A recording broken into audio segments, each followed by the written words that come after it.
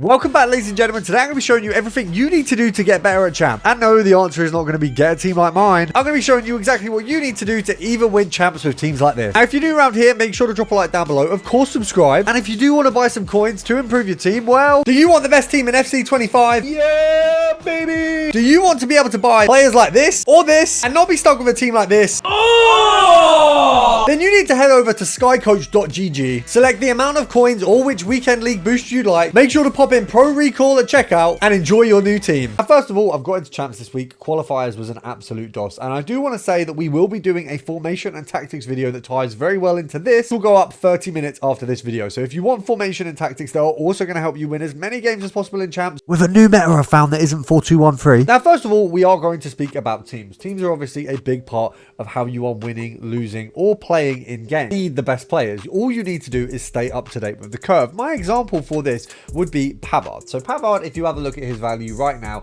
is going to cost you under 300,000 coins. Now, he's a 2 play styles plus centre back. He is arguably my best defender, and that is with Maldini sat on the bench along with Koeman. Now, I come up against Koeman quite regularly. If we look at them on a stats comparison, Koeman is not miles worse, but you can see Pavard's got him on pace, Pavard's got him on dribbling, defending, but Koeman does have him on physical, a little bit on passing and shooting, which is obviously not relevant. Then you compare Maldini, and Maldini, his brilliant card, the SBC that costs millions, is not as good on any stat aside from defending, where he's marginally better. Now, the reason I'm making this point is not to say, oh, look, I found a hidden gem, because Pavard isn't a hidden gem. If you know the game, if you know Playstyles Plus, you'll be able to see that this card, with the Playstyles Plus he already has, I mean, everything on defending apart from Bruiser, Slide Tackle, Anticipate, Intercept Plus, Block, and Jockey Plus. Jockey Plus on its own is absolutely insane. But the reason this is relevant is that a lot of people would look at a card like Maldini and say, well, he has to be in your squad. It's a 1 million coin defender. Now, I didn't do the SBC. I actually packed him myself. I got him in a player pick.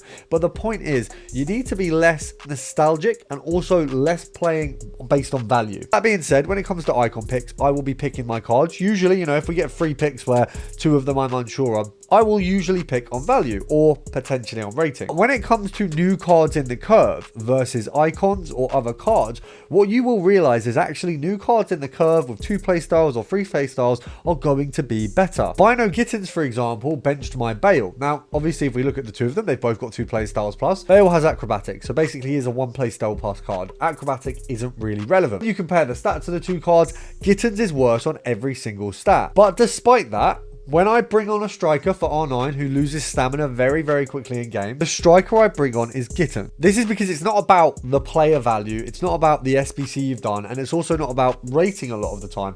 It's about how good they are in game. It's the same reason that the Foden SBC I did on the bench. It's the same reason that Bowie doesn't necessarily get in the team anymore. Actually, I should probably switch him out for Cafu, who, despite once again having worse stats, is much better in game. So that's the part of kind of the mental block with champs. You just need to make sure that you're not holding on to players that don't necessarily hit the mark anymore. The final one I will say is Hullet. He's going to be replaced by Havertz very soon. He'll end up on the bench. I'll probably get rid of Koeman from the bench, and then I'll have Vieira and Hullet as subs. And that does bring me on to my next bit, which is subs. Subs are very important in champs. In the 65, 70th minute, that's where you want to be bringing these on. You don't want to be bringing them on halfway through the game. You don't want to be bringing them on early. Definitely not in the first half. And I will show you in an example game in a moment. But Gittins makes the difference every single time. When I bring him on in the 65th or 70th minute, and I will bring him on even if we're 1-0 down, or even if we're winning by a goal, or it's a draw, he comes on every time. And the changes I make, I will show you in a moment. Now, here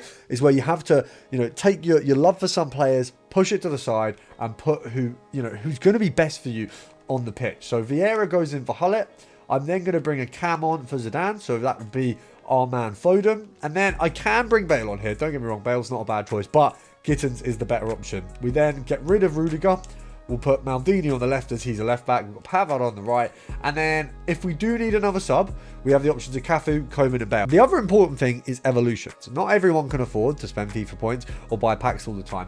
And what you might see is I'm trying to build the ultimate Sunderland squad at the moment. But for those of you who maybe aren't doing something for a video like myself, you can use evolutions to the absolute advantage. What I would say is don't just go for what everyone goes for. Don't go for the Dembele team of the years. Don't go for the Stam Evos, you want to find your own hidden gems. If I have a look here, build your own FUT birthday. Obviously, this one here, we can go ahead and pick any card. Now, obviously, we've got the likes of your trial rays that's everyone looking at as popular. But if you find more hidden gem cards, they're usually a little bit better. My example for this, if we have a look at my Sunderland squad, that people just wouldn't even know about here. Laffy is absolutely unbelievable. Got him 90 rated. Unbelievable in game. Very, very, very nice stats. Got him physical, quick step plus, and relentless plus. He's got technical. He's got first touch. He's got intercept. He's got slide tackle, long ball pass, ping pass, incisive pass, and power shot. Now, no one would touch him because he's a Sunderland player. You're not going to think, oh, I'm going to go for that guy. But when you look at his stats, his agility, and the way these stack up, he's an unbelievable card. And the evolutions that I used on him, people would have used elsewhere to go for these meta cards that everyone goes for. Once again, Mayenda, unbelievable in game. He's going to hit 90 rated with 2 play styles plus soon. Once again, you know, defending isn't very good. He's a cam/striker, but this card is going to be unbelievable in game, and that's how we want it. Realistically, we should probably have him up front instead of at the cam position, but same with Patrick Roberts. I did him for my Team of the Year evolution. He's absolutely unbelievable. He's got 98 agility. He plays incredibly in game and has some of the most unbelievable playstyles plus that work very well together. And Trickster Plus is one. Like, I know when Mbappe came out, this Player of the Month Mbappe, everyone went, oh, he's not going to be very good because Trickster Plus is trash. It's literally unbelievable, but no one listens and no one uses it in game. Little honorable mention, I've actually done 2 evos of them and reset them because we found better ones. I'm going to put him in the 99 dribbling, or he's in there already, and we're going to put just like Jamie, I think, on top. But you've got some absolutely incredible players. Bellingham, well, I had it at 89, but I failed the evolution. Like, I missed one of the stages, so his pace didn't go up, which is why we've done another one. But that other one just went in an SBC. But the point is, this is a card that no one really would see. You need to delve a bit deeper, find some hidden gems, because some of the cards are bonkers. The other thing that touches on the formation, the tactics, don't just go with this 4-2-1-3 or 4-3-2-1, whatever the meta is. It's not that good. It's only for people who aren't that good at the game. Now, I'm going to play a game of champs to show you how good these tactics are, because look, I can say they're good, but it's not going to show you anything, and I can show you me inputting these things, but you need to see it. As for how you actually play, one thing I would say is your defending needs to involve a lot less pulling your defenders up. That's something that really damaged me in the earlier stage of the game, and once I learned to not do that as much, I did find that we were way more successful. Obviously, this guy's got a ton of players in the box. He's probably using a 4-2-1-3. It doesn't really matter a lot. As you can see, we get in very quickly, we get our opportunity, and we absolutely take it. That Zidane, in my opinion, is the only Zidane that should still be in your teams. If you've got the 94 Zidane, he is very, very quickly falling behind the curve. His stats are brilliant, but there are a lot better cams available. Obviously, he is better, in my opinion, than a fair few, and if you don't have the coins to get a better one, then absolutely stick with him. But if you can get him upgraded, I mean, icon picks galore is what has got my team to the place it is. Oh, we've done very well there. What the hell? So I don't really know how we ended up conceding a pen there. We actually didn't do anything wrong. But one thing that you do need to do when you're playing champs is staying composed. A lot of people would get really annoyed about this, and kind of, it would throw you off for the rest of the game. You know, you're annoyed about not getting the pen, you get a bit pissed off, and all of a sudden you start playing worse. There's no point being concerned about it. It's already happened. There's going to be mistakes that are in your favor across the champs weekend, and there's going to be mistakes that absolutely don't. But realistically, if you stay composed throughout, I know that I'm going to score a goal in a moment, and I'm confident that's going to happen. So I don't need to worry about this one little issue. As you can see, straight away, we get confident, keep that ball. Salah obviously doing the business there. Gets Zidane in again, and bang.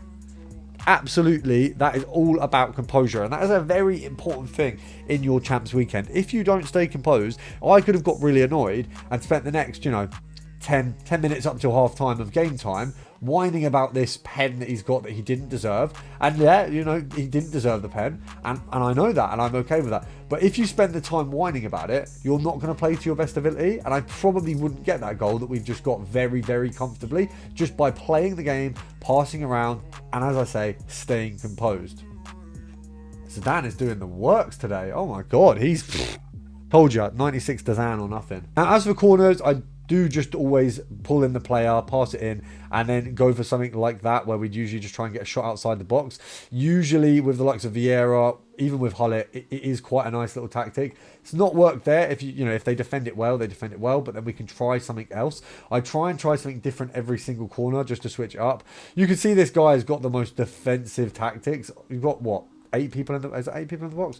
1, 2, 3, 4, 5, 6, 7. 7 people in the box is bonkers, but it doesn't really make a difference because we're still going to beat him. I was going to try and show you a Trickster Plus there, but we just missed out. Oh, so Dan getting the MPV. Wow, I can't speak. Right. Oh, we did unlucky there. Pavard did just get beat. But it's the second half. We're 2-2. As I say, I do believe that he didn't deserve his penalty or his second goal. But look, that's how you're going to feel a lot of the time. Maybe he did deserve the second goal, and I'm maybe being a bit too harsh. Penalty, I'm not even going to try and say he deserved that because that's even a no-go. But there's no point me worrying about it. There's no point me stressing. I'm able to commentate this video, stay composed, and get the absolute dub today. And get interrupted by my emails, apparently. Hullet is a player, although obviously we mentioned earlier, very, very good. He's getting behind the curve, partly based on stats and partly based on playstyles. We are getting to a stage, by the way, that was a nice goal. We are getting to a stage where, because of Playstyle Plus being at the stage, we had 3. You've got regular promos with 2. We even saw a promo, I can't remember which one it was. The one just after, I think it was just after Winter Wildcard. Winter Wildcard had 2. It was the one where Kyle Walker got that bonkers right back card he's got. But essentially, after that, that promo, a lot of the cards had 1 Playstyle Plus. I think all of them did. And no one had an interest in the promo. That was a very, very dead promo. And the reason is because the 2 Playstyles Plus has to be implemented for you to really desire these players now. It's the same with, I'm in no way saying R9's not very good. He's an unbelievable player. He will be, he's had, since I've had him, like literally the week after, which is so frustrating, the release of 2 new cards. Now, because both of them have 2 playstyles, my one, I've been noticing more mistakes with him, and that's what happens as the game goes on. Obviously, they do nerf players a little bit. He is an unbelievable player, and, it's very, very unlikely he'll ever be out of my squad. But there is a chance that he ends up on the bench for the other Ronaldo. That CR7 card is bonkers. Now, if I ever go back to a formation where we're using wingers again, of course, he will become in the squad again. We can have Salah on the right. We can have Ronaldo CR7 on the left, and we can have R9 in the middle. But as it stands, I can only use 2 strikers, so I have to use the best ability players, not just the most expensive or the most nostalgia-based players. And for anyone wondering, there's absolutely no chance this guy gets benched because, oh my god, Salah is unbelievable in game.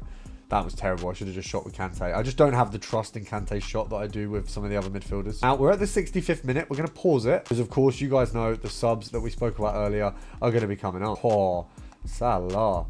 Let's get that Trickster Plus in motion. Now, oh, go on. Yeah, and that is why we talk about Trickster Plus. Trickster Plus is the goated Playstyle Plus. Everyone ignores it, but it absolutely bangs. Now, here is where you have to, take your love for some players, push it to the side, and put who's going to be best for you on the pitch. So Vieira goes in for Hullet. I'm then going to bring a Cam on for Zidane. So that would be our man Foden. And then I can bring Bale on here. Don't get me wrong, Bale's not a bad choice, but Gittins is the better option. We then get rid of Rudiger. We'll put Maldini on the left as he's a left back. We've got Pavard on the right. And then if we do need another sub, we have the options of Cafu, Koeman and Bale. Now, I will say, if you get into the 85th minute, especially with the tactics I'm using, then Salah does get worn down. Now, realistically, you kind of want to have him if you do get into the remit of extra time.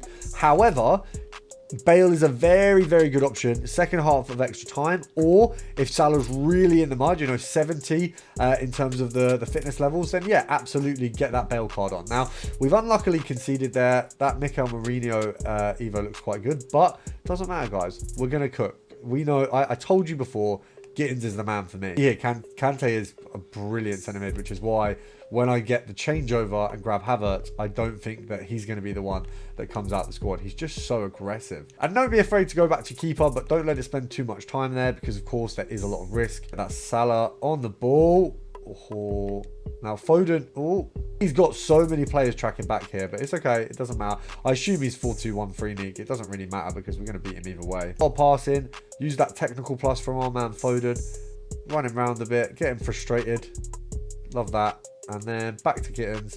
Or little bit of tricks to plus. Oh, we almost got it on the end there. Now, in this situation, a lot of people will just straight away kick the ball out. Sometimes it will go straight into the enemy's hands. You don't want that, so you can be a little bit slower with it. Lovely. Gittins on the ball. There's something about Gittins' pace. I don't know what it is. It's absolutely bonkers. There you go. Foul. There you go. We'll have that. Like, doing exactly what we need him to. And Gittins, lovely. Look, I told you Gittins makes an impact. I don't lie. I tell the truth about my players. Look, Bale might be able to do that. And, you know, Bale might have the playstyle plus that gets you to do those things. Gittins doesn't. Gittins just cooks, mate. All right, offside. It's okay. It's okay. And there we have it. An incredibly easy FUT Champs win because we stuck to the plan, we stayed composed, and we used the tactics. Don't worry, the tactics video is going to come out in the next half an hour. I will link it down below once it's out. Make sure to drop a like down below. Make sure to subscribe, and I'll see you tomorrow.